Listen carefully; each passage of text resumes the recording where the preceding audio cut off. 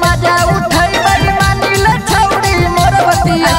चले ना होली के मजा उठाई बेईमानी ले छौड़ी मोर बतिया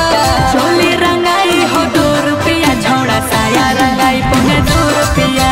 चोली रंगाई हो 2 रुपया छौड़ा साया रंगाई पौने 2 रुपया चले ना होली के मजा उठाई बेईमानी ले छौड़ी मोर बतिया चले ना होली के मजा उठाई बेईमानी ले छौड़ी मोर बतिया चोली रंगाई हो 2 रुपया छौड़ा साया रंगाई पौने 2 रुपया चोली रंगाई हो 2 रुपया छौड़ा साया रंगाई पौने 2 रुपया साया रंगाई पौने 2 रुपया चोली रंगाई हो 2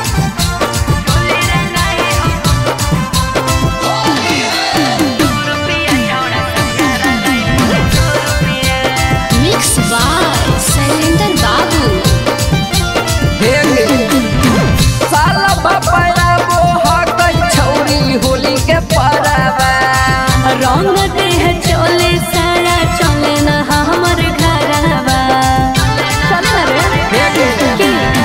साला बापाया वो हकई छौड़ी होली के परवा रंग दे है चोले साया चले ना हमर घरवा दे देबो होली के भेकसी न छौड़ी लंबा हो हमर पिच करिया दे देबो होली के भेकसी न छौड़ी लंबा हो हमर पिच करिया चोली रंगाई हो 2 रुपया छौड़ा साया रंगाई पौने 2 रुपया चोली रंगाई हो 2 रुपया छौड़ा साया रंगाई पौने 2 रुपया साया रंगाई पौने 2 रुपया चोली रंगाई हो 2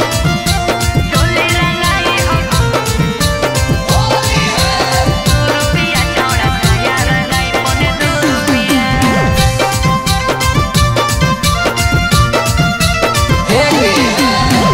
लाला का पियारा का कलर सूट करतौ बढ़िया धीरे धीरे डाली है छौड़ा चढ़ल है जवानिया लाला का पियारा का कलर सूट करतौ बढ़िया धीरे धीरे डाली है छौड़ा चढ़ल है जवानिया नंदन शिव शंकर रंग लगाइतौ चाहे फटतौ तोर सरिया नंदन शिव शंकर रंग लगाइतौ चाहे फटतौ तोर सरिया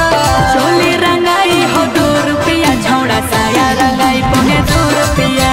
चोली रंगाई हो 2 रुपया छौड़ा साया रंगाई पौने 2 रुपया हे रे बड़ी कम रेट है।